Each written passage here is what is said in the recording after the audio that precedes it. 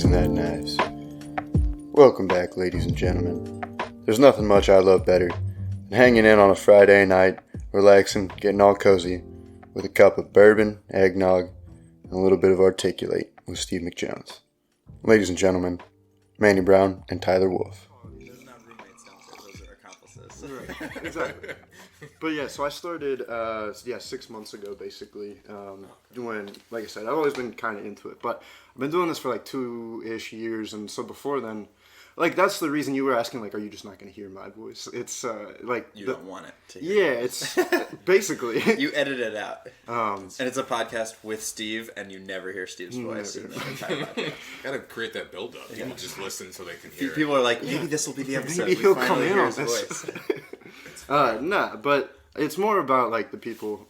Again, I'm not doing this for, like, I'm not trying to make money off of this or, like, become big off the podcast. It's more of, like a scrapbook type of thing. You know what I mean? For me, so it's like... You just like doing it. It is. It's kind of like, I think it was Judd Apatow, pre-podcast, but he was essentially doing it. He pretended that he was a part of a radio station, right? Wasn't it all pretend? Yeah, no, he so like basically you can just use your podcast as an excuse to like talk to people you want to talk to. I was just too afraid to reach out to, like, when I first started comedy, I was like, man, I should start a podcast where I just interview. I think, like, but that's what I'm saying. I bet you could. I bet both of you could. Absolutely. You could, like, reach out to someone. You think it's weird? Be like, hey, Joe, listen, I do this podcast. Would you want to be on it? He'd be like, oh yeah, sure. Hell yeah. Yeah, I just want to talk to like local people. Then you just I was like afraid to like talk to like local people, but now that I think about it, like podcasts are the new way to make, instead of asking someone to just hang out. Right. Yeah. You want to be on my podcast. You want to be on my podcast, then you hang out and it's like, oh, that was actually fun. And we should do that again. I'm glad you guys said it. Why would a comic say no to that? Like, if they have, you know what I mean? Like, comics love to hear themselves talk and just like think about shit and try to be funny or even not. So I'm like, I can't imagine a comic saying no, even though sometimes it is awkward asking people to be on your podcast. Yeah, but it's way more awkward to ask someone to just hang out. Yeah. You want to just hang out? Let me just start a podcast. It's not recording again. Yeah, exactly. It's just hanging out. Yeah, seriously. Again, this is like, that's not plugged in. We're everything. That's why we started a show together. We just want to hang out, but we're too scared to ask each other. Right. We're just like, let's just start this production because so that we have excuses to be friends. Yeah. Exactly. But yeah, so I mean, basically, the reason I've been doing this for 2 years, not talking about comedy, and then come here and start hanging out with comics, and the first two, like, I had Everton on, Johnson, and we just were talking about like being early in the game. And then I had... you basically, like, started at the same time, right? Right. And the same with George Miller. He, like, came on and we just talked about bombing the entire time. Well, and, like, how to handle bombing and, like, coping with it, really. Coping with it. But, yeah, and then so other people I've had on, I try to, like... I mean, I had a Kosh on. We talked about, like, stand-up and philosophy a little bit because that's how we, like, started our relationship. But Brittany Anderson... Were you, like, a philosophy major, or...? No, but I just get really into it. Gotcha. I enjoy it a lot. And I had Brittany Anderson on, and she was just, like... I was like, yeah, can we talk about anything other than comedy? So we just talked about, like, the simulation theory and things like that. Yeah, fun stuff. I mean, you can talk about anything with comics because they'll make it enjoyable. Right. So, like, yeah. But the first time that I met you guys, like, Tyler, I met you at South House one time, and I had seen you do your pooping pants set, and you said you only did that one time. Oh, that's right. Yeah, you came up to me. You came up to me and you're like, yo, I love that set. You need more context. It just sounds like, Tyler, I saw you shit your pants at South House. That was great. Exactly. No, you came up to me to say you really liked that set, and I was like, oh, I was just talking about what happened that morning. And I've never told that story since. You were like, oh, I thought it was really good. I was like, I guess I'll listen to it. Yeah, no, I could tell because nobody else in the room was laughing, and I could tell you were never going to do that stuff ever again. And you can edit that part out, right? What is this? I don't... It was at 2 Street. And, you shit your pants? No. I was talking about shitting your pants as an adult, and how that is... You, like, go through the same stages of... what is it, after someone dies?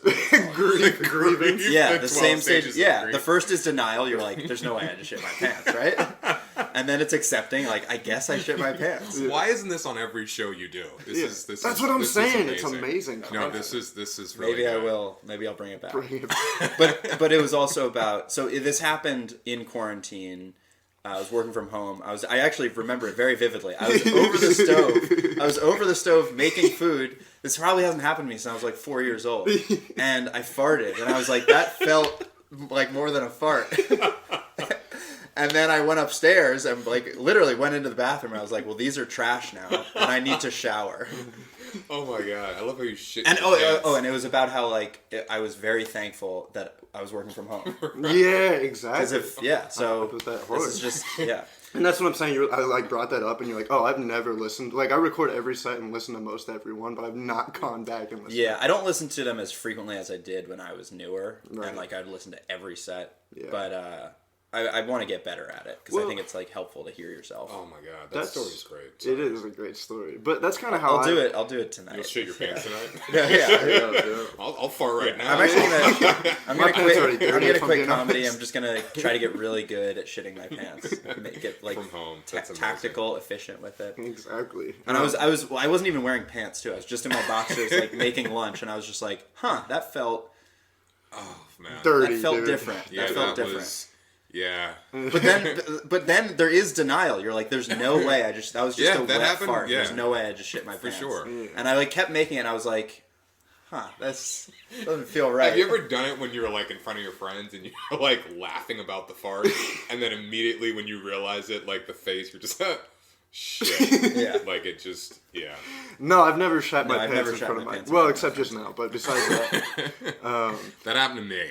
I asked like a very specific example. You guys know when this happens, right? all right. So the question right now that we're talking about is how many times have you shat your pants in front of other people? Oh my god. 0. Well, I mean, if you're going back to a kid, actually, a similar story was I was like probably 4 or 5 years old. And I was in the back seat. I don't know if that counts, but go ahead. All right, No. Well, I wasn't potty wearing trained. It counts. Once you're trained not to. I wasn't wearing diapers, and here's how I know is because the way my mom tells the story is I was in the 3rd row because my brother and his friend. So I guess this is in front of people. My brother and his friend are in the middle seat, and I'm in the back seat, and I just start crying.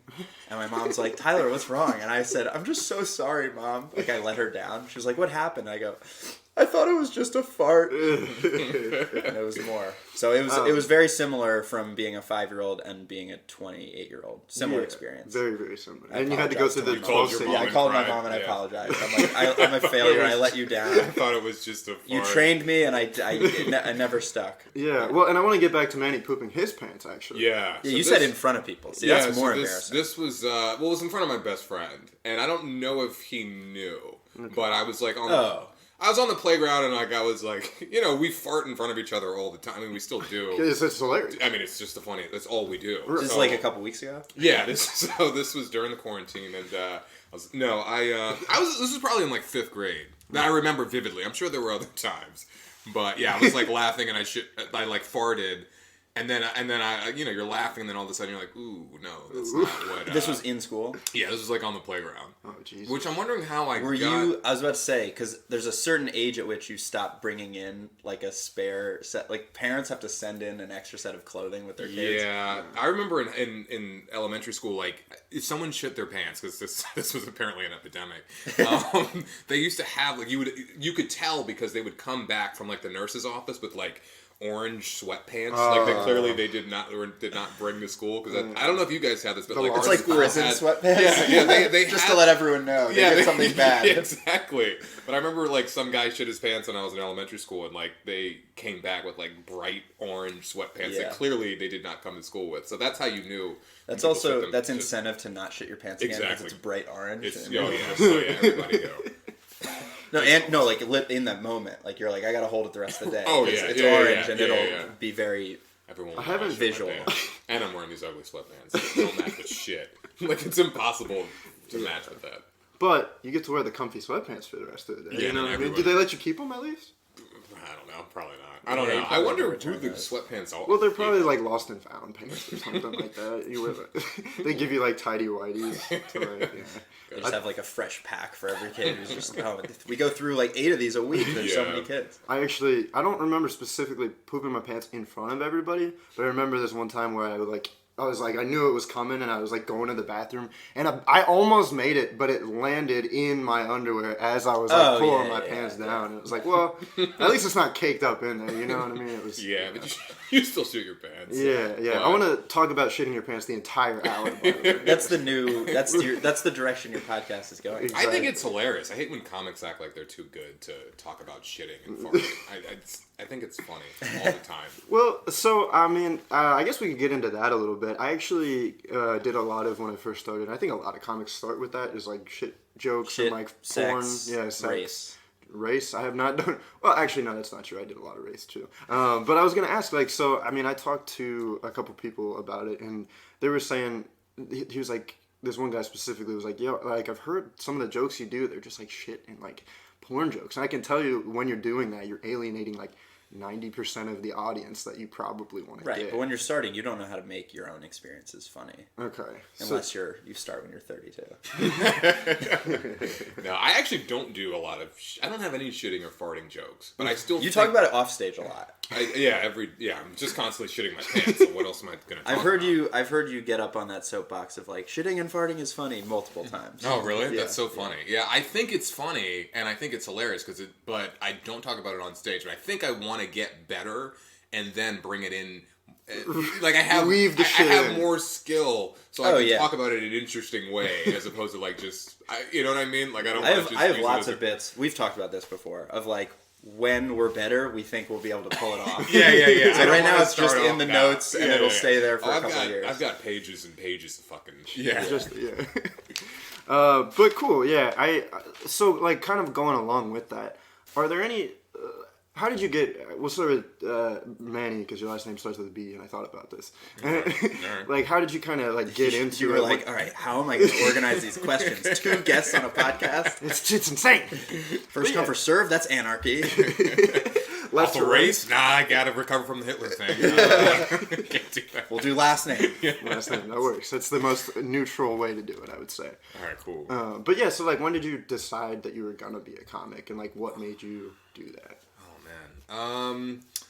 I always loved stand-up comedy, and so it's something that I would watch all the time and, like, you know, listen to freaking Eddie Murphy and Dave Chappelle, all that stuff. This is this was like, remember, do you remember, are you old enough to remember LimeWire? I sound old. Yeah. You were probably like an infant when this came out. I was like 12. Yeah. But, I was like lower middle class, so we had LimeWire a little too long, so it just kind of...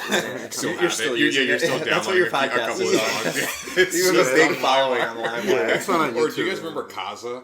No, that's I'm a little too old. Okay, I'm really dating myself now. Yeah. Anyway, so we used to play it on fucking. Trying to think of an old records. That's anyway 8-tracks.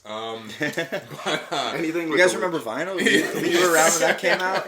It was all the rage. I was gonna say the phonograph. Is that a thing? What the fuck? It's is an. that? I was gonna say, you guys have you heard instruments before? Yeah. But yeah, like I remember, like we would download music. Everyone would download music, and I would download music on LimeWire. But I would also like download comedy specials, and no one told me to, but I would download like Chris Rock and Dave Chappelle and Seinfeld and all this stuff, and I just got really into comedy and thought it was fucking amazing. And so kind of fast forward, I've always watched it, and then I think when I was turning 30, I was just like, you know what, I really want to try this thing out, and I feel like I could do it. Actually, that's not true. I felt like I could. My goal was just to do it and to survive. Like, you know, that was like the bucket list, was like to get up on stage for 5 minutes and survive it.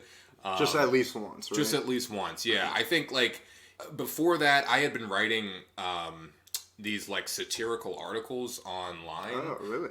Yeah. For what? It was just on Medium, like just to fucking do it. And because I really needed, like, an outlet from my job. And I wanted to express myself, and the only way I could figure out how to do it was to be very sarcastic and very funny. Kind of like The Onion, and they did really well, and so that kind of gave me confidence. Yeah, I remember. Have you gone back and read them? Yeah, I think they're still pretty good. Yeah. I was like, I was like, oh shit, I could. It was a way to express myself and like get my humor out there. It was, and a lot of it had to do with like social issues and like stuff that was going on, and me wanting to express myself about that. But like the only way I could figure out how to do it was like being very sarcastic and just making it funny, and it's just I don't know, I'm just wired to be like that, so that gave me a shitload of confidence when I would do that, and I was like, even if things aren't going well at work or wherever, I'm like, I have these, like, I don't know, so I like that feeling, and so that was probably when I was like 20, from like 27 to like 30, and then I was like, you know, with comedy, I still wanted to do it, and it was just in my mind that I wanted to do it one day. How frequently were you putting out the articles? At one point, it was probably like once a month or so, maybe twice a month, and it kind of waned a little bit. Yeah. But I had someone that did pretty well. Like my first one did pretty well. I think it got like 50,000 reads or something. Yeah, it was crazy. Yeah. That is crazy. Or something, or 25,000. Something. It was like in the it had a thousands. 5 and there was 0. I was like, holy shit! And I had this thought, the same thought I have now, where you think of something in the shower and you're like, yo, that's a funny concept. I need to put that out there. I know that's funny, and like I remember just like sitting down and like taking a couple hours and just really like crafting it and like writing it. And I didn't realize it then, but I was like working on writing jokes, like, and so I was like building that muscle, and so I was like, okay, so that gave me enough confidence to like go to do a class at like Helium. Oh, nice. And shout out to Chip Chantry, and yeah, from there, like, you know, I was terrified to do it, so I needed a class to kind of push me to get on stage, and then once I got on stage, I was able to kind of keep working on that joke writing muscle, and then I just became obsessed. Like, as soon as someone laughed, I was like, okay, well, I'm doing this forever. Yeah, so this is not happening. Right. So, I mean, who knows? Things could change and I could get into something else. I don't know. But as of right now, like, I love comedy. And, like, I'm obsessed. Yeah. And so, I mean, this was what I was going to say earlier was that, like, so I talked to Tyler about this shit set, but that, like, right after that, I was like... We had, like, a pretty long conversation. Yeah, because, it wasn't just about the shit the entire time. I just love this. No. He asked me a lot of advice on how I went about shitting my pants. He was like, how can I get better at this? When do you call your mom? How long do you wait? Do you keep it in there just to, like, feel embarrassed a little bit? You know, shame yourself. Shame yourself, exactly. Sit in the corner. Right. Sit on it. Did I wear the orange sweatpants after, or while it was still in? Do you order them from Amazon Prime now? Yeah, I do you forgot. have a spare set handy? Did you know it was going to happen? Right. But after that, though, like, we did talk about, like, starting comedy, and, you know, Tyler gave me a lot of good advice, just kind of about... You know, like, every comic, at least when you're starting out, you're like, yo, so, like, I asked for advice from everybody. He's like, oh, just fucking do it. And Tyler was the only one that I thought you were going to say that's what I said. I was like, that was the good advice. Like, I did not say that. No, but Tyler actually was just like, I mean, you gave me, like, a Kobe quote, dude. You threw that in there. Really? Yeah, you were just like how he practices, every single day, 4 times a day, and you're already... So, and then, like, about hitting multiple mics at one night. So that's why I figured it'd be a good thing to talk about with you. And then Manny, we only had that one time at, like, Ray's Happy Birthday bar, really. But that conversation, you were, you know, I could tell you were just able to nerd out about it a lot. Oh, I love it. Yeah, and so... I think that's why we connect, because we can just nerd out on it. Yeah. Like, he's talking about Judd Apatow interviewing people. Like, of course I know that story. Yeah. And I don't have to... Exactly. He doesn't have to, like, explain how he knows that. I just know he read it. Right. It's probably the same place I read it. You guys in a masterclass? I take it every time they put it out. It's a running subscription. It's the same info every time, but... Absolutely. Well, so Tyler, then how did you start? I know you said your brother... Did he start before you? No, we started at the same time. But, like, going back, same as Manny, like, I grew up just... Both of my parents really love comedy. My mom loves stand-up in particular, and my dad... I was exposed to, like, the first special I ever remember watching was... It might have even been a VHS. Maybe it was a DVD. But, like, every Friday we went to a video store. Every Friday my family went to a video store, and we would all get to pick out one thing. So, like, for us, it was normally, like, whatever Disney movie had come out or something like that. But or we were huge, like, Mel Brooks fans, because our cousins are a little bit older, and they showed us that when we were way too young. Merchandising. But the first special I ever remember watching, and I was, like, sitting at the foot of my mom's bed, and it was Ellen DeGeneres, one of her early HBO specials. And then my mom was also, like, a huge Lewis Black fan. My dad, like, showed us, like, the Ali G show when we were, like probably middle school. Like, I might have been, like, 11 years old. Yeah. So I was always just, like, consuming comedy, and that's where I kind of just, like, gravitated towards in life and in the classroom of just, like, making people laugh. That's where I saw, like, value, essentially. And in the classroom, you said? Yeah, like, always trying to... Fuck like, around with the teachers and, I did in third grade, I got in a Christmas stocking, I got one of those, like, handshake things where when you shake someone's hand, it shocks them. And so we had to shake our teacher's hand every day on the way out. And so I started, like, bringing it in, and, like, every couple weeks, so she would never expect it, I would, like, shake her hand and shock her, and she would, like, freak out, and everyone else would, like, laugh at it. I'm pretty sure you can get in like serious trouble for that now. But yeah, probably. But I remember one time she like actually tried to grab me, and we were right by the stairs, and I remember it was probably like 4 stairs, but in my 3rd grade brain, I thought I like jumped down a whole staircase, like landed, and like sprinted to make it to the bus, so she couldn't. Yeah. But yeah, it was just always about like trying to make kids laugh, and. So then you always knew that you like kind of wanted to do it, or? Oh yeah, and because my parents were always like watching comedy, I just like consumed so much of it. So. Like then getting into middle school and high school, like my friends were also big comedy fans, so we were just like whatever was. I mean, I remember at that time it was like mostly like HBO stuff. Like Tracy Morgan had like a special that we would just like have on repeat and just like watch it and watch it and watch it. And then personally, my dad got cable, and so we had access to Comedy Central. And so this was when like the 30-minute specials were huge, and so it would just be like sit down on the couch on a Saturday and watch like 8 of them in a row. And then iTunes got big when I was probably like 9th, 10th grade. And so I just started buying them on iTunes. Like I remember watching like Jim Gaffigan has one from like 98. Mitch Hedberg has like his. And so there's all of these like really, Nick Swardson, that was the first, probably one of the first ones I ever watched. So and I was funny. like, holy shit. This guy seemed like at the time, I think his came out when he was 19. So if I was 14, I was like, he doesn't even seem that much older than me.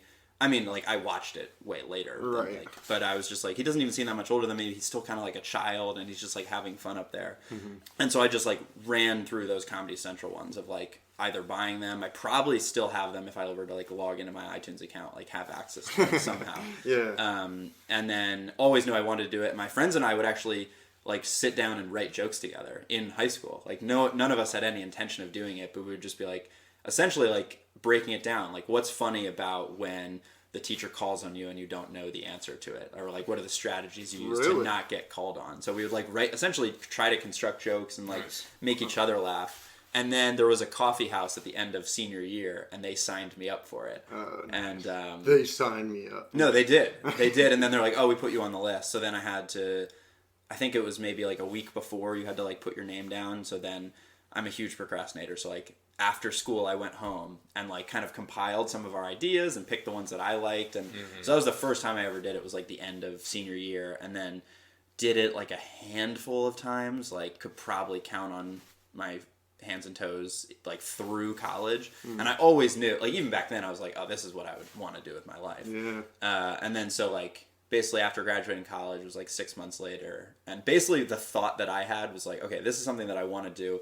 At that point, I'd already read all the books and like listened to all the podcasts and like felt like I had an understanding of like how do you, and kind of like interviewed people and like emailed them or messaged them or met up with them, and just like how do you do this, or what strategies, not just to do it but to actually get good and then make it a career.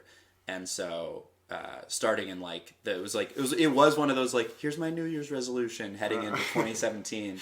But the New Year's resolution was essentially what I said to myself in my head. I might have even written it down. Was like, I have to stop being a bitch and like actually go do it. Right. So then I like pretty quickly like started like trying to do it every single night. Yeah. So I mean, it sounds like you asked around like a few places. Like, what was, I guess for both of you, like what was the biggest before you started doing it, like the advice that really helped you once you started? Was it just starting that really like took over, or was there something that you heard before that kind of helped you work through it a little bit? I think I would just read a bunch of stuff online, really. Like, I would just, like, be obsessed with Googling, like, how to be a stand-up comedian. Yeah. I'm not sure if I read any books on it at the time, but, you're just trying to look through, like, Reddit threads and just trying to figure out, like, what is this world like? At the time, I was, like, listening to some podcasts already where I would hear, like, comedians talk, and I was just like, oh, man, I really want to, like, get into that world, and I would just try to hear what they're saying about it. And I remember, like, when I was in high school, on HBO, Talking Funny came out. Yeah, it was the special with like it's Jerry so Seinfeld, good. Chris Rock, Louis, and Ricky Gervais, and that was like precursor to what a podcast was for people. Like, you could hear, like, the fact that I could hear like my comedic heroes like just talk about the process of stand-up like for an hour blew my mind. Right. And so what I realized now that we have these podcasts, like, it's an amazing wealth of resource, this resource where you can go and you can listen to people doing what you want to do, just talk about what they're doing. And it's like that Talking Funny special, but just on steroids. And so I just would listen to a shitload of podcasts, and I was like, man, I really want to like get into that world. And but I knew, like, I remember I almost signed up for a class at Helium, because I've been thinking about this for, like, I would say the first time I thought about it, I was 24 in, like, 2013. I thought about, like, man, I should just go to Helium and, like, try this out. Yeah. But, like, and I actually sat down and wrote jokes. Like, so I remember getting my laptop out. I was just, like, writing jokes. I actually went back. They're not horrible. I mean, I would change things for sure, but they weren't horrible. Like, it wasn't, like, you know, I could make some of those ideas work, I think. But then I bitched out, of course. And then, like, 5 years later, I was like, man, I think I'm really going to take a class. And I didn't tell anyone. Like, not even my wife. Like, no one knew, because, you know, you don't want to say anything about it, because it's kind of embarrassing to be like, yeah, I think I'm funny, you know, like, let me try this. But anyway, I bitched out. You didn't even take the class? No, I didn't take the class. No. This was in September of 2018. I bitched out. I didn't take the class. Like, I'm busy with work. I just made up all these excuses. Like, I can't. Like, you know. But I was writing jokes preparing for that class, too. So that's when I started in my phone writing jokes. Right. I actually have a joke. You know the joke boxing that I do? Yeah. Like, that started then. Like, that's when I first thought of that idea. Nice. Was when I was, like, trying to, like...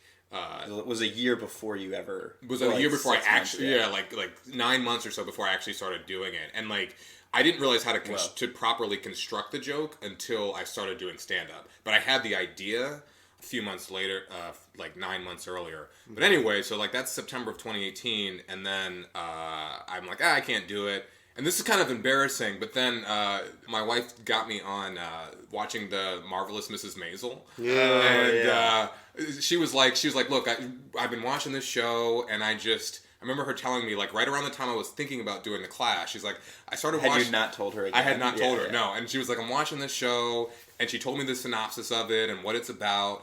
And she's like, and I feel guilty watching it without you, because I really feel like you'll like this. It is. It's a good show. And I was like, holy fuck. Like, that's so, like... And in my head, I'm like, fuck, did she know that I was thinking about doing stand-up? Yeah. But it was kind of cool. Anyway, I watched the show. I mean, season 1 was...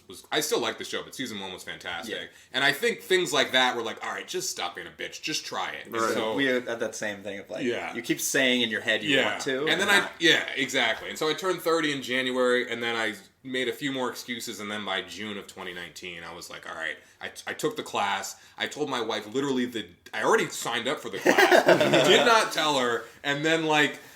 You're, like, shaking. You sit her down. She's like, oh, my God, did you sleep with someone? You're like, I signed up for a comedy class. Yeah, exactly. Like, I was like, dude, what the fuck? Yeah. You, like, took 2 showers. I actually had a joke about that, like, in my first comedy set, like, that she'd prefer that I sleep with someone, then do comedy. But anyway, So I didn't tell her until, so let's say the class started at 6 p.m. I didn't tell her until, like, noon. I was like, hey, by the way, I'm coming home late. I have this, like, I texted her. I didn't even call. I texted like a bitch, and I was like, yes, I have this comedy class. I know it's weird, but I decided to do it. And she was like, okay. And then I talked to her when I came home, and she was like, so you didn't tell me just because you were scared to tell me until you were embarrassed. I was like, yeah, there's no way you signed up for this 6 hours you didn't just sign up. But she was cool. She was like, hey, dude, she's very cool. She's just like, live your life. But she's like, she always like, it's kind of weird, but, you know, do what you got to do. So, anyway. Right. So she looked it up. She's like, you signed up for a 10-week class the morning of? There's no way that happened. Yeah, no, it was... Well, and so that's what I kind of wanted to go off of that was how you had an idea and then you didn't even have the idea of, like, how to construct the joke until later. Yeah. So this is where I kind of want to get nerdy with you guys. So, like, how do you now, with an original idea, decide to? Is it like a writing process? Do you work it out on stage first? How do you think about it in terms of constructing it and crafting the joke? Yeah, I think I need to refine my process. It's ever changing, and right now, just because of, like, life and things are just, like, busy. Right. I weirdly do a lot of my writing in the car. Oh, really? Whether it's to a set or from a set, I, like, have my phone out and I'm, like, writing in my notes app. It's horrible. You were literally writing. You should record it. You should just say it in your. Yeah, but whenever I do, sometimes I do.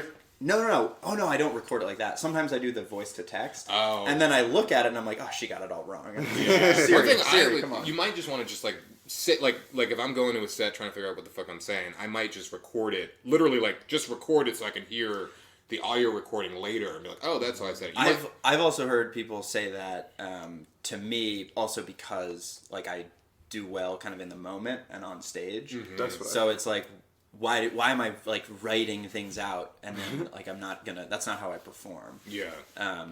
But I talked about it with Mbeda came on, and we actually talked about. He has like a cool project that he does, like for kids around the schools around here and everything. But he talked about how he writes in his car all the time too, like because that's the only time like he is a very busy person with his life and everything and other projects. And so, like, on the car rides, he'll just, like, talk to himself and just, like, work things out as he's driving because there's no other distractions. Besides driving, but... Yeah, right. Yeah, there's no distractions when you're driving. You can get so much writing done. Send emails for work. Yeah, exactly. Just turn to your side and just, start typing away on your that's phone. why we all need Teslas. If we just all had Teslas, we'd get so much more work done. We're all just Joe Rogan. Yeah, that's how we get so much work done. We'd be better comedians if we just had Teslas. But, like, I was just going to say, like, when you drive if I'm driving to a show, I feel like I can't listen to music. Like, I have to think about my set. Right. Like, it's something I try to force myself to do, and sometimes, like, I'll be talking to myself like a maniac as well. Yeah, I mean, that's why, like, right now my process, there's, like, 8 different processes. So, like, sometimes I just free write, which is you just sit down, pen to paper, and just try to fill. That's a Mitch Hedberg thing. He's like, I think his thing was fill 3 pages nonstop. That takes a long time, especially because I use like the college ruled like paper. So that takes like 45 minutes to an hour. Yeah. So normally what I do is every night I'll do 1 page. But most of the ideas come from like, something happens and you're like you shit your pants or whatever. Yeah. Honestly, I feel like a lot of obviously they were original at one point, but I feel like a lot of the writing is just continually going back to it and being like, well, there's something there, that can be better. Yeah. So like an example is, and I still don't think this joke is good, but I sometimes do it and I'm like, there is something funny there. That's why it doesn't leave my brain. And I always keep coming back to it. But a couple of years ago, probably about 2 years ago, I was driving on the highway outside Philly, actually in Philly, and there was a billboard that said, talk to your dad about his opioid addiction. Yeah. And that just stood out to me. I was just like, that is the stupidest billboard I've ever seen in my life. So I immediately wrote that down. And then it's more like when like lines pop in your head, I'll go back to that joke in my notes app and like add the line. So I kind of have like the premise and then bullet point lines that like come after that. Well, and then as I do it, I'll like delete lines. And now I'm getting a little bit more anal about that kind of thing. Is like I want jokes to be really tight and like 45 seconds and like hit people like with 3 big lines. Because I think when I was probably like, I mean, I still do it to a certain extent, but I'm more aware of it, is like I would keep adding things, but nothing would get big laughs. So it would be like a mediocre 2-minute bit as opposed to just make it a really strong 30-second bit. Right. And it's annoying because then you have to constantly change subjects and go joke to joke. And you feel like you're losing stuff that could work. But it's like, but I'd rather have people laughing their ass off than be like, oh, that was pretty clever for 2 straight minutes. Yeah. So now what I do is like when I'm listening to stuff and I'm like, oh, I keep doing that line and then it'll be a week of it. And I'll just go in my phone and just delete that line and then kind of close it up. And then it's kind of working it out on stage and just constantly like doing it. Like if I'm doing the same joke and I'm doing 3 sets in a night, I'll try it slightly different. Even if it's just like 1 line and 1 tag, I'll try it different each time. Well, and I think that's one thing that like it seems very, very obvious, but when I was starting out, it's like, oh, you have to think about your jokes a lot. You know what I mean? Like, and it's like I was only doing once a week to start out with, right? So, but the more you do it, so now I do it at least 3 times a week, and it's like at that point, it's like I'm already gonna think about them at least the entire day before then, right? And it's just the more you think about it, the more like little tags will pop into your head or little things that ways to tweak it. There's been times where an idea or a line will pop into my head during a work meeting, and I will go in my email drafts and like pretend like I'm following along and like write it in there, so that like I don't so I don't forget it and I don't lose sight of it. You have to do that. I've done that before. I've had times where like I think of something and like my phone isn't readily available, or it's just like on the other side of the room and I'm like, okay, yeah, that's good, and then I forget about it, and 2 hours later I'm literally kicking myself. I'm like, wait, I had something. Yeah. And lately those ideas have been coming back to me because I think I'm like more just like 24/7. Dude, my least favorite thing is when you're like falling asleep and something good pops into your head all the time. And it's how badly do I need to remember? How bad? Have you heard Mitch Hedberg's joke about this? Maybe, but go ahead. He's like, whenever I'm in a hotel room and I think of a joke late at night, oh God, he's well, now I'm gonna butcher it. Just look it up online. No, I think I know the gist of it. Is like I have to just it's like I even have. It's about like, is the joke worth it? Essentially, basically. Yeah, I have to write everything down. I think of that. The line is, or is like, it's like late at night, or I have to convince myself that what I thought of ain't funny. Yeah. It's like I have to convince myself that joke wasn't good, so I don't write it down. Otherwise, it's and I've done this so many times. Like you flick the light on. I used to, and actually I still do, but I used to too. Probably still have the piece of paper somewhere, but keep like a tiny notepad so that it wouldn't be like long pages, but I just have it. And I bought a pen on Amazon. That's you click it and there's a light at the end of it. Ooh, that's a good one. So you don't have one. to turn. You don't have to actually turn the lamp on. That's a really good. And you just jot the idea down. And I'm gonna start probably doing that again. It's just like keeping it on the bedside table. It's fancy. Yeah. It's fancy. Yeah. It was like $6. We don't want to turn on. I'm addicted to my phone, so I would just write it in my phone. Well, that's why I don't use my because I am addicted. I'm on it, every other hour. I know. I need to just get. I need to man up and just get that light up at the end of that pen. My cat came with 2, so I could just give you one. Oh man, that'd be sick. You guys spend making magic $6 happen on this podcast right now. My life is about to be changed. Well, if you actually look under your chairs, I got you each both. Oh my god! Look at that. And you get a pen. Yeah, that's. But yeah, I agree with that too. I think like I have to write stuff down, or else I'll forget. Like I will. Even before I get on stage, I have to write down my set list, even if I'm not gonna look at it.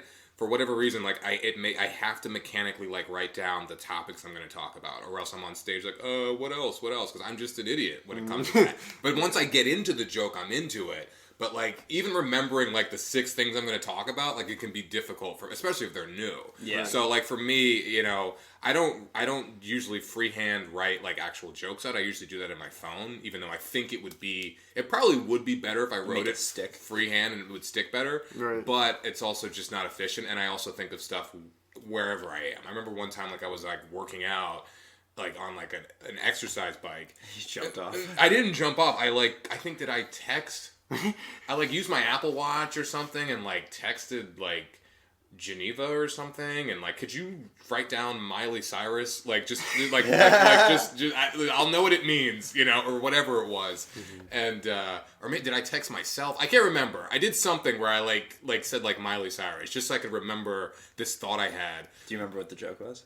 No, or was it not Miley? Kelly Clarkson. I had a Kelly Clarkson idea. It was a story. Okay. It's not fully fleshed out yet, but I hope to be good enough to tell it one day. But I'm not there yet. But but yeah, and I'll be running and I'll stop and just have to like pull out my phone or whatever and just text quickly. Or not text. I'll write it in my notes app. Yeah. What I'm thinking. But have you noticed like patterns within your writing process, like throughout the 2+ years, however long you've been doing it? Have you noticed like patterns that you're like, oh yeah, like this is how I write this month, and then it kind of teeters out, and then like another month you're doing it differently or things like that at all? Because I mean, for me, the reason I asked this is because there was like a month and a half where I was just doing new stuff like the entire time, just to like hard. It is hard, but it keeps you writing, and that's mainly mics. I think are for new stuff or refining like something that's not quite there yet. That's what I've been using it like for more. Is like, okay, there's an idea and there's something there. It's not working yet, but there's something that is either speaking to me, like lately I've been talking about like drinking habits, or it's just like you've seen something and it just sticks with you, and so you just keep coming back to it. So yeah, and there's always for me, there's always like, oh my god, I'm never gonna write anything funny again. So that fear, like I guess, drives me to keep writing stuff, and like I'll just try to be like, what have I done new this like what bit have I been working on that's new like this month? Like, it keeps me going like to keep doing new stuff. And that's why I like did it for like a month and a half, because I was getting just tired of the same jokes that I was doing, and I was like, all right, I need something that's gonna like freshen me up on stage. And then, and so now, like, after that month and a half, it's like, all right, now I need to go back and, like, start refining some of the stuff that I talked about. Yeah, that's what I think free writing can be helpful with, is it's basically that idea of, like, it forces you, if you have to fill 3 pages, or even 1 page, it forces you to write something down. And something is always better than nothing. And there was one, I can't remember what it is off the top of my head, I could find it in my notes app, but there was one time I was free writing, and something popped in my head. Sometimes it functions like you're saying, it can function like a journal where you're just saying like, what did I do this week? And then you kind of elaborate on something, and then you're like, oh, well, that was weird. And I remember writing something down, and I was laughing out loud at it. And I was like, okay, well, something has to be. And I tried it on stage that night, and it didn't work. But I'm like, okay, something about this is worth it. And now when we go home, I'm gonna go back to it's a massive, like, I mean, I have like probably 4 of them, like the 100-page notebooks that are like college ruled. I will say, though, too, I try not to force it either, though, because, like I was saying, I had an idea for a joke in September 2018. I didn't think of how to actually construct it until July of 2019. Oh, wow. So, and when I knew something funny, there was something funny about the idea, but I was like, I don't know how to say that yet. I remember, like, vividly just getting dressed in the morning and just, like, it just came to me. And I was like, oh, something's funny about that. And I put it in my phone, and I didn't think about it for like that sometimes months. And you just like stay away from it, and just it's in the back of your recesses of your mind somewhere swirling around. And then one day I was just like driving somewhere, and I was like, fuck, that's it. Like this goes to there, and that goes to this. And I like wrote it down, tried it on stage, it worked. It's one of my like favorite jokes. And but I do that that's happened with other things too. Like there is some sort of a magic to it in the writing process too, where it's like, write the ideas, plant the seeds of stuff, but like let them kind of play around in your head a little bit too if they're not quite there yet. Like I try not to force things too, because like the best jokes I have are where it's like, that's how you say that. It's just like it's like inside. It just comes to me. Yeah. And obviously, like I try to write every day, so I always have stuff to work on if I'm not getting those aha moments. I still have stuff to play with, but like.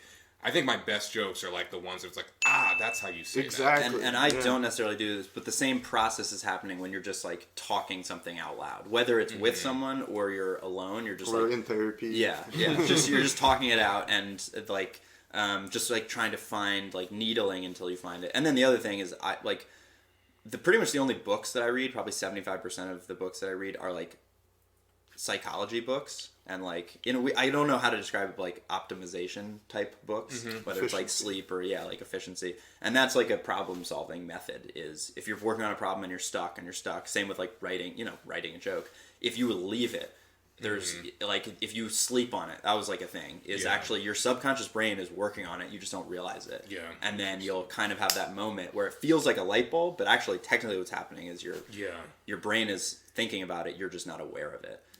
So sometimes that's like problem solving, but other times like I have that happen all the time where I'm just like, oh shit, that's the line that I'm missing. Right. And I just add that and that'll help things or tie it together or just get a bigger laugh or better wording. Yeah. And it feels like out of nowhere, but it's like obviously you've been thinking about it. You've been thinking, it's just constant. And that's the cool thing about comedy for me. I realized like, oh shit, like I can use some of this stuff that's been going on in my head. Like I used to like, I still do every now and then. I'll just zone out a lot. Like, and I was like, it would annoy people, and I get it, because I might need to get shit done, but I would zone out and think of random shit, and then when I started doing comedy, I realized, I can use that random shit I'm thinking about, and, like, make people laugh, and, like, there's value to it, and so that was super exciting to see something to know like that most of your thoughts aren't useless. Yeah. I can do something with all this like crazy shit going on in my head, and so I try to, in my writing process, allow for that organic process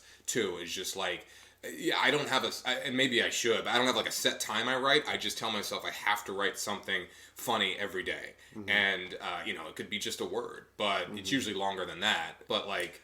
That's been my process, and like now I found that it's like kind of just I've done that for a few years now, so I have a bunch of ideas and stuff that I need to go back to looking at, because like I have a bunch of those like, I think that's funny, but then not really like fleshing them out. So like now I have to like kind of go back and like, okay, I bet there's stuff in here. I really need to like it's the new brain like that you're and hopefully I'm a better comic too. So I'm like, I can figure out how to say that now. So I have like all these fucking ideas in my phone.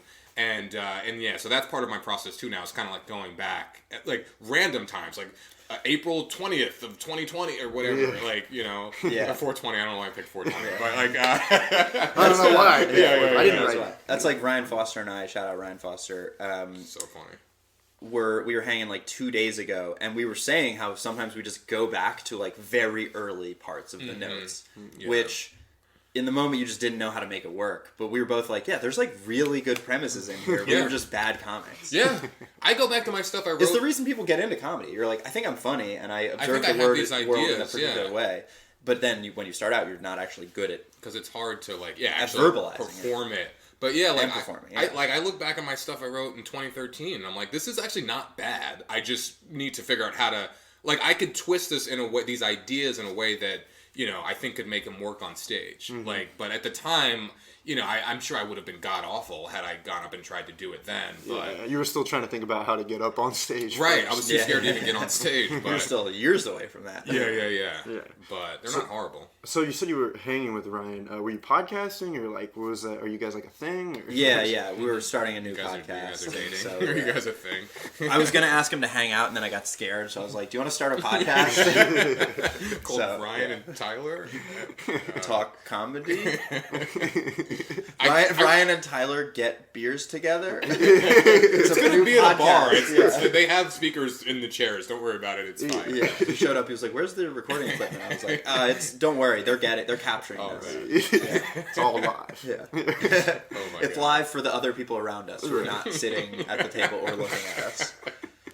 Oh my god. Yeah. So it sounds like.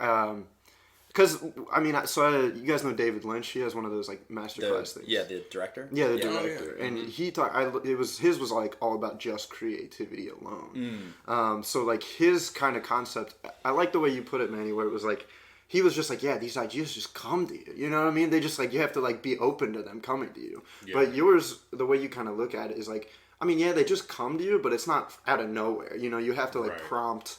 the subconscious to like be swirling around with this. You think about it until you get stuck, and then you're like, well, I can't crack this, so I'm gonna forget about it. But actually, you're still working. It's always in your head. Yeah. I heard a great quote one time from, of all people, Jeff Foxworthy, and he was, when they were interviewing him. He was saying a comic's job is to grab ideas that come through your mind, that come through everyone's mind, and you grab it and you play with it and you work on it, and you analyze it, and you figure out the perfect way to say it.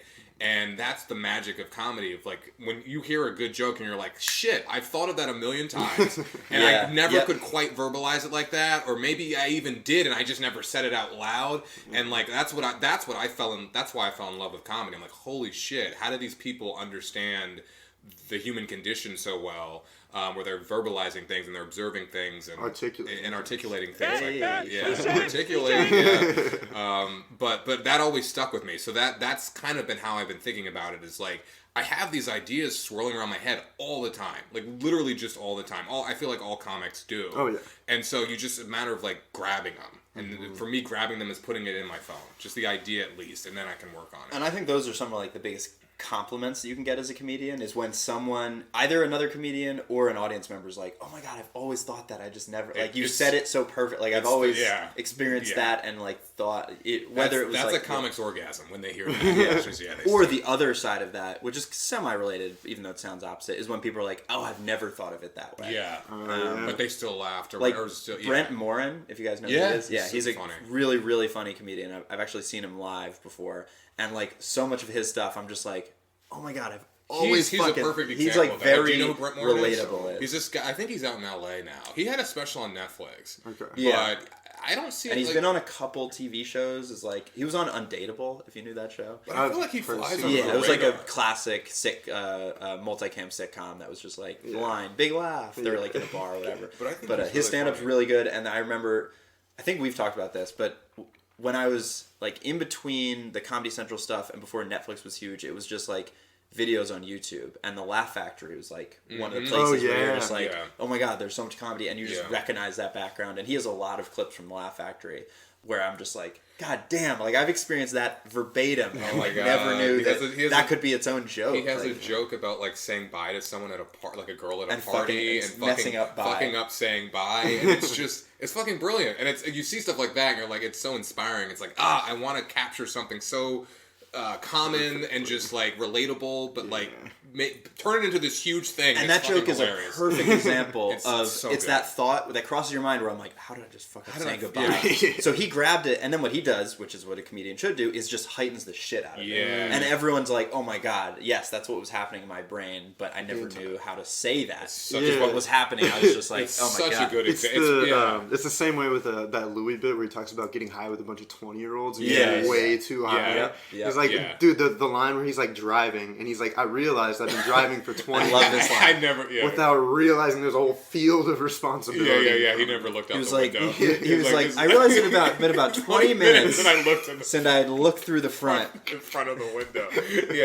No, it's so good. He even had a joke about like the awkwardness of adult friendship. Oh yeah, which was like reminded me of like we were talking about like Ryan Foster and like trying to do podcasts with people instead of just saying, hey, you want to hang out. Like he was just talking about like how like it's so awkward to like ask someone to be your friend. Yeah. He's like I didn't know what to say. I was embarrassed. Like I don't know. Like he ends it with saying he what did he blew his asshole or something? I don't know. That's what you do with your friends. I don't know. He made it absurd at the end, but the truth was that's my favorite part about his stand-up, and that's kind of like what I want to get into is like, you know, developing a concept really thoroughly and just ending it with like the stupidest like poop joke. Like, he's a fucking master. I mean, I'll say it on your podcast, Louis. I think he's the GOAT. Yeah, absolutely. I used to be afraid to say that, but I gotta be honest. Like he was a huge influence on me, and like I think his writing is just, it's insane. It's like, so good. It's mind blowing. He's literally so far ahead of me and so many other people. It's just like he's something to aspire to. I think. You don't think you're on the same level? No, well, maybe a couple months. Yeah. Give me a few more. And you know, like give me a couple more times at 2 Street, and I think I'll be there. But, we should just start jerking off in front of people. Yeah. No, personally, don't agree with any of that shit. Exactly. Like don't as a condone guy, you don't have to see it as that though. You see it as his craft. You know what I mean? And like, I'm just talking strictly as like his craft as a stand-up comedian. Personally, I do not condone anything that he does. And you're a big Cosby guy too, aren't you? Huge Cosby guy. Not the comedy. Just, Jesus Christ. Now I'm canceled. No, it sucks because it's like, it's a weird issue. But like, not the Cosby thing. I mean, obviously, but Louis, it's hard. Well, his dick was hard, but we don't have to like get into it. And you're gonna cut all this and release it once Manny and I are big. But no, I'm just saying, like as a comic, like you know, you see that or him or Chappelle. I mean, I think those guys are just on another level, and just like you know. But, you know, you got some other people. I'm a huge Bill Burr fan. Of course, we don't have to go through all the greats. Like, I appreciate, It's like, again, it's just those guys are like the GOATs. Like, they've been doing it for so long, and like their writing is just astounding. Before I started, I actually printed out, like, it was COVID, so I was like, I can't start now, but I printed out like a Louis C.K. transcript to like, you know, highlight like the setups and the punchlines and things like that. And I was like, oh, literally every single line is a setup and a joke. And I will never ever. That's like the difference between like an open mic, maybe someone who like is performing a decent amount, and then like a headliner is when you go and see a headliner, your face hurts because you're like, I'm laughing so fucking much. Just, like every line is funny, and that's why they're professionals. Is it's like bam, bam, bam, but like you're saying, every line is a setup punchline, and it's still cohesive. Right. Like, that's the genius of it, and what you know we're all aspiring to is like to get people that are literally just like laughing at every single thing that you say. Exactly. So speaking of geniuses, next in line comedy, right? What a transition. I know. You're just buttering us up. Basically, you know, I did want to, like, you guys, the next in line. Your roommates want to come upstairs. You guys are done up here. Angrily holding like a plate of food, trying to get upstairs. But next in line though, like at least I've actually seen it promoted, like from. Do you guys pay for like a promotion on Instagram? Because it's like come up promoted on my app a couple of times. So I think because we like label it as a business, sometimes Instagram just gives us credit. Like it's very. Nice. They'll be like, $10 in ad credit. And I'm like, we're not going to turn that down. Yeah. So we promote it. Also, we're just like trying to figure out what works to get people in the door. Well, and it's been very successful from what There I've was seen. one time that it came up on my feed, and I texted Manny. I was like, "Oh, did you like buy an ad?" And Manny was like, "No." So it might have just—I don't know if it was lingering or maybe you bought something on Facebook that like because they're I did all buy something meta on that Facebook. it like transferred over. But did you buy a ticket? I have not. You guys would. I was gonna get to one, but it sold out, and that was like. Oh, the Ashley Gavin one. Yeah. Yeah. But, Yeah. we got some hot shows in December. Yeah, definitely. That's what I'm saying. So like, where did that idea come from, and like, what shows you guys got coming up? Yeah, I mean, well, so Tyler came to me with the idea to get like headliners from New York and other places too. Well, yeah, because you were telling me about how you wanted like good Philly comics that have like a place, to bring people, other than open mics and like small showcases. Yeah. So I mean, that's part of the thing too. But like Tyler's brother Jamie and a guy named Lucas run a pop-up club in New York, or they ran a pop-up club. They're still like I think running it technically, but basically they rented a retail space. Yeah. And I mean Jamie, even though we like technically started at the same time, and he's my brother, he's still like a huge inspiration and get a lot of ideas from him. Basically, we've realized nobody owes you fucking anything when you do comedy, and kind of in life in general. And so if you really want to make something, or especially like make a career out of something, you have to do it yourself. No one just gets a Netflix special. They got a Netflix special because they had built up a bunch of other shit that then tipped Netflix off. Right. And so you have to just do it yourself, essentially. So they rented out a retail space and basically just turned it into a comedy club that runs, I think now 4 or 5 nights a week, multiple shows a night. So, and the weekends are the kind of their main thing. They do 2 shows, Thursday, Friday, Saturday. Sesh comedy on the Lower East Side. And so I was like going up to New York more than I ever had after getting vaccinated, and was just like this is very possible. Other places you can replicate this. And the other thing that happened that I was sort of realizing, not only wanting to get more quality stage time, I think that was at the forefront of the idea, but also just realizing if you want to see comedy in Philly right now, especially like it kind of over the summer, it was like you're either going to Helium, Punchline, or like the Met, like places where you're going to spend an absurd amount of money, or like you're going to a local showcase show where it's like 10 to 12 comics, everyone's doing like 8 to 10 minutes, and so I felt like there was a concept that hadn't been kind of that niche of like headliner independent shows in Philadelphia, where our whole point was like bring in like larger crowds than Philly like comics get to perform for unless you're performing at a club. So part of it was selfish. Like I want stage time. I want really high quality stage time in front of like 100 people. Like that is so hard to come by in comedy, especially when you're still newer. So wanted to do that, and so it was kind of like trifold of like feeling like that was missing just for audiences in Philly, feeling like I want to get better stage time, and people like bitch and moan and complain about not getting booked all the time. It's like, okay, well, you can do something about it. And so wanted to create that space that is like really good comedians and audiences. So it's like that marriage of what makes a good show. And also, thirdly, for me, was I want to make a career out of this. And I think booking it's a thing. It's a necessary evil.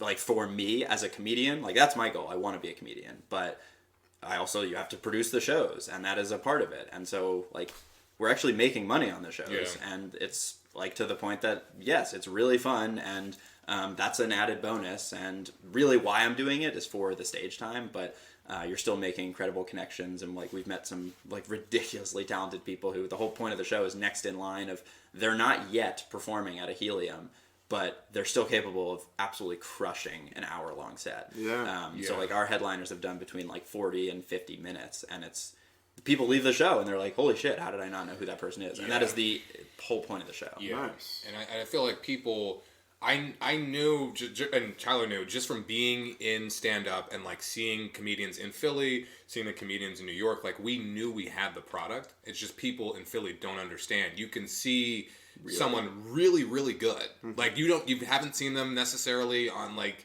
a Netflix special yet. But like these comedians will keep you laughing very, very hard the entire time. And you know, like Tyler said, they might not be able to sell out Punchline or Helium right now, but they're really fucking talented, and you know. And it like helps them get fans, and then these are the kinds of people that in a couple of years will be. Right. They will be at Helium and doing a full weekend. Yeah. And it's like kind of like for the audience, it's like a cool little, almost feels like a pop up. Like, wow, this is kind of this rinky dink like locally produced thing. But the thing that we get a lot is people leaving and they're like, that was really, really good. Yeah. And they didn't even expect it to be. Yeah. You know? And I think in Philly, too, like, sometimes people may know stand-up comedy as more of, like, maybe they've seen an open mic or more of, like, a local showcase. Maybe people are working on stuff. Like, I think there needs to be a culture in Philly where people go out and can expect, like, a produced show where, you know, everyone on there is, like, going to be a killer. And they're going to be laughing. They'll pay, you know, $10 or whatever, but like they're there to watch comedy, and we will provide them like really good comedy. Like this is not for, you know, we know the headliners are going to bring it. We know the Philly comics that we bring are going to bring it. And like so this, you know, like we know what we like, and we know like if we were in that situation, we would fucking love this show. Yes, and we know other people would love it. Like, and that's kind of the cool thing about it too, is like getting a chance to like, you know, create the lineups and all that stuff and create the comics. Like, I'm not giving you a bullshit show. Like, the people we put on this show, like, have been fucking, like, vetted. We know this is going to be a dope show. I have no problem telling anyone, like, this is going to be a sick show. And I know sometimes on Instagram, like, people can, like, I'll say that all the time. Yeah. It's like, oh, man, I crushed. Like, no, I didn't. I bombed. But, like, when I tell people about Next in Line, I'm like, no, go to any fucking show that's coming up. Like, it's going to be a sick show. It's going to be good. Like, the headliners are going to be because we've had that. People are like, well, which one should I go to? It's like, literally literally this person's been on Wild and Out. This person just recorded their first hour special. This person writes for a Netflix show. Like, these are people that you might not know who they are, but we do, and we can guarantee. We actually had that happen for our first show. We flyered, and we've got like 6 people who ended up coming to the show later that night. Yeah, we were just like barking outside of Frankie Bradley's. And I remember 2 of them coming up to us, and they were like, holy shit. They were like, not only were they blown away, but they were also like, we didn't realize that we could even see this for $10 in Philadelphia. Wow. And it made me feel good to know that like we didn't sell them bullshit. Like we were like, this is what you can expect. And they got better than what they were even expecting. You know what I mean? Like, I don't want to be like, yeah, no, this show's going to be great, you know, and it's fucking terrible. Like, you know, and I think, you know, because we've been doing comedy and we've been obsessed with comedy for so long, like, I trust Tyler's taste in comedy, like, he trusts mine. Like, I think our minds meet so we can kind of curate a show that we know is going to be, like, a really good show. Like we were saying, there is that gap, and we're just trying to, like, fill it. I mean, I got this giant gaping hole inside me, and I'm always trying to fill it. And like and Tyler was he was performing all over the country, really, like over the fall, and I was going to different cities too, and like performing comedy for various things. We saw it. Yeah, we saw like other cities. Like San Francisco is a great example where it's like I would do shows and like you would have people who paid to be there who are sitting down and who want to hear comedy. Yeah. And we feel like that. And it wasn't at a big club. It might have been at a bar somewhere, but it's like... But it was a designated space for comedy. Yeah, it was like a real comedy show. And so I'm like, that's what's missing in Philly. Like there's no reason why Philly can't be like San Francisco. Right. And so we want to try to create those spaces for audience members and for comics. Like part of the thing too is like, we want to showcase that there are some really, really good comics in Philly. And I want people in Philly to understand, hey, like there are like, sure, these people from New York and LA, they're great and they've been on Comedy Central and all that stuff. But like you've got some fucking great comics in Philly, and I want to showcase them too. It's kind of a way to kind of like put on Philly comics too that we think are really and fun. You can see like based on how like you go to a weekend at Helium, there are so many comedy fans in Philadelphia. I mean the population's over 1.5 million. There's people here that have that appetite and are willing to like, you know, pay less to see still really high quality comedy. And like when I was in Chicago, there were multiple nights where I did 3 paid shows. Wow. As just someone like who was getting booked on stuff. And I think that they had, and all of them were well attended. Same with Austin, Texas. All of them were well attended. There are people that want to see comedy. Some of them were free shows. Some of them were like $10, which is what most Next in Line shows are.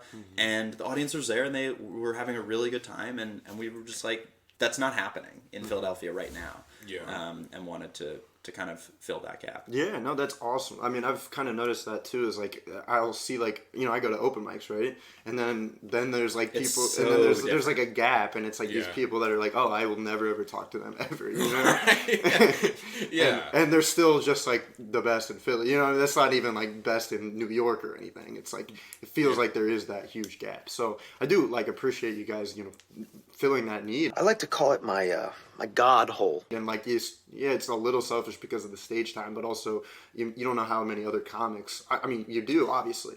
Right. It was a selfish in that sense of like we just wanted to give ourselves like we get to perform on every show, and like our biggest show thus far has had 120 people, 125 people in the audience, and we get to perform on that show. And like that's awesome. that is how you get better as a comic. Yeah. Is performing in front of real people who are there to watch comedy. That's awesome.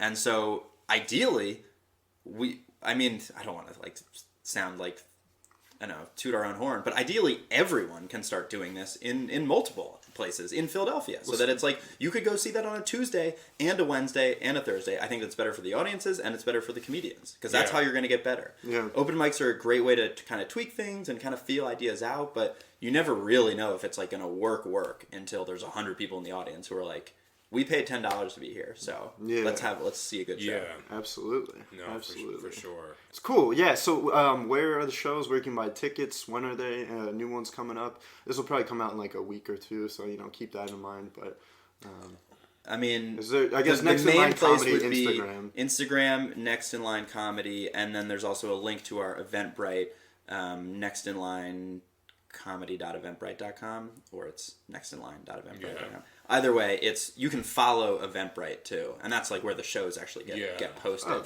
And that's where you can buy tickets. So the shows that we have coming up, you can obviously cut this out if it's not like the timing doesn't work out. But December 11th, Saturday, Gavin Matz, who's been on Comedy Central, he's been on Bill Burr's The Ringers, he was on The Detroiters, is headlining at Victoria Freehouse. And we got Cassandra D and Lemaire Lee as like the Philly comics, and it's like it's gonna be a fucking amazing show. Yeah. Then the following weekend, December 18th, Saturday. This is kind of the biggest and most consistent show we have. Is every third Saturday at Frankie Bradley's, kind of like historic venue in Philly, and that was the room we had 120 people in. It's just an amazing place. It's like a perfect setup for comedy. We have Philly's own Chanel Ali, who has since left Philadelphia, but still comes back frequently. She just actually filmed her first hour-long special, and so she's going to come headline. And the local comics on that are Jay Simpson and Betty Smithsonian, really hilarious. And then we just were in contact, and I mean, we don't sign anything real, but confirmed that Jacob Williams, who's been on Colbert, America's Got Talent, Wild and Out, he's one of the featured cast members, is going to headline January 22nd at Frankie Bradley's. Awesome. Yeah. Dude, congrats, guys. Like that's those are good. It's a good show. Like it's awesome. I'm glad to see that it's working out. And we're trying to keep building it up and add more shows and hope we can have like a nice little following of like not only are the comics going to bring it, but the audiences are going to be killer also. Absolutely. Yeah. We're just trying to really build our brand right now, and like we want because like. I mean, even with the Ashley Gavin show, like she has an amazing podcast following. Yes. And so she was such a blessing to get early on, right? Because we could sell out the two shows largely in part. Two shows, yeah. Yeah, largely in part because she just has like a crazy following. She is literally next in line. Like she is like the next person in line to kind of be selling out at like Helium. So we got her at a perfect time. Yeah. So it was. In fact, yesterday her podcast just got, I believe, I don't know how the Apple podcast works, but she's in I want to say the top 50 now of all podcasts on Apple. It's just insane. But you've never heard of her, but she's living the dream. She got a way to get an audience that will follow her. They'll come to her shows and she can headline, crush for an hour. She's fucking hilarious. She's a great stand-up. She's been doing it for probably like a decade or so. She's really, really funny. Nice. But anyway, so she was like a big blessing. But like we also want to like, build Next in Line's brand. Like we want it to be like, it doesn't matter who the headliner is. Yeah. We know Next in Line is going to have funny comics. Right. Like I'll just go to a Next in Line show. So that's kind of like the phase we're in right now. So we want people in Philadelphia to if they're thinking to go, they want to go to a comedy show. It's like, all right, we could go see Mulaney for $80 at the Kimmel Center. Or we went and we saw people that were fucking amazing. A dude who writes on his, he's also a character in it, but writes on Big Mouth, and we could go see him for $10. Right.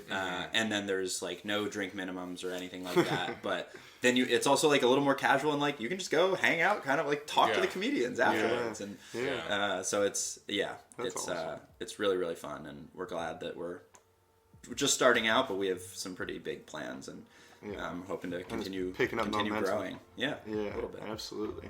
All right, guys. Well, thanks for coming out and recording with me. I appreciate it. You recorded that? Right. Take out the Louis stuff. I thought we were just hanging. Good shit. Manny.Brown1 on Instagram. Tyler Wolf Comedy. Articulate with Steve McJones. Thank you so much for listening. I love you. Amen. Okay, bye.